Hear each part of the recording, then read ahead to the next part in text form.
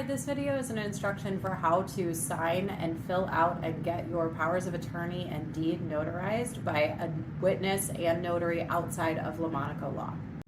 Hi guys, so to prepare for your notary appointment outside of LaMonica Law, make sure that you print out both of the documents that we're sending you. One of them is going to be labeled warranty deed or trustee's deed. The other one is going to be labeled Illinois Durable Power of Attorney. This document is what allows me to go to the closing, Lauren, and sign on your behalf so that you guys don't have to be there. And then this is the document that actually transfers the title over to the buyer's name. So two probably most important documents in all of the closing. So you're gonna wanna have them printed on white standard size paper. They need to be printed in black ink. You can sign using a blue pen, black pen, none of that matters, but you do want to make sure it's single-sided so you're not printing on both the front and the back. Even though it saves paper, we do need everything printed on just one side because these documents get recorded with the government. So when you're looking at the documents, we have two examples here. One is the power of attorney and one's the deed.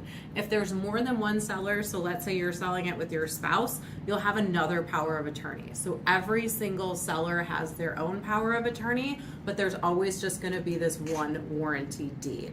So on the warranty deed, you'll see some information about yourself up here. You'll see some information down here. It's gonna say you're only selling it for $10. Just ignore that. It's a legal term. But down towards the bottom, you should see a date and then your name. You're gonna sign where you see your name and you're gonna put the date that you're signing it. So I'm gonna go ahead and sign it, and I'm gonna date it for today's date, which is the 21st of September. And then if you had another seller, they would have another signature line down here and they would just sign underneath you. You only have to date the document once. The next page is where the notary is going to notarize your signature. So don't sign this document until you're sitting in front of the notary. But once you do, you'll sit in front of the notary. They'll ask to see a copy of your photo ID, and then they'll notarize you on the document. So they'll put their little stamp probably somewhere around here. They'll sign it and they'll put the date. So that's what you need to do for the deed. The next document we're gonna go over is that power of attorney. Again, this is the document that you're gonna sign just appointing me or my associate attorney to handle the closing for you so you don't have to be there in person. All standard stuff, nothing to do on page 1. Don't write on it, don't do anything, but same thing, print it out, single-sided black ink. On the second page, you're gonna have a place where you need to write the date, you need to sign, and you need to print your name. You wanna wait to do any of this until you're with both a notary and a witness. So powers of attorney need both a notary and a witness.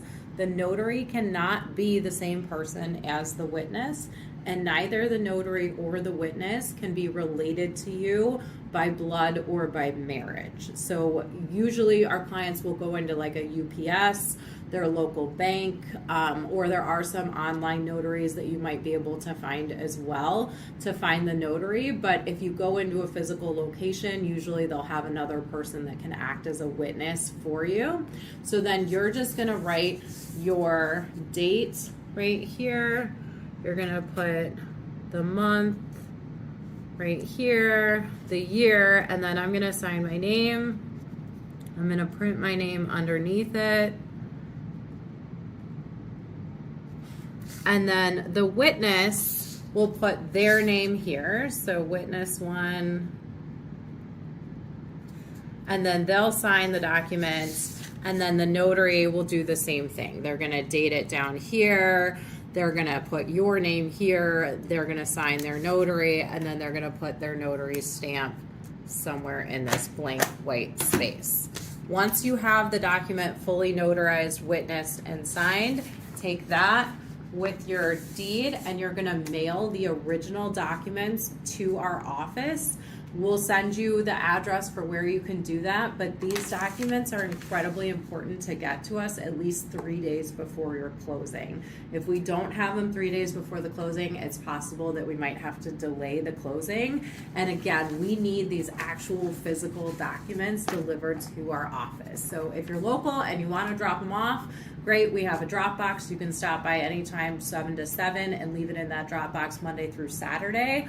Otherwise, mail, FedEx, UPS, get them to our office as soon as possible.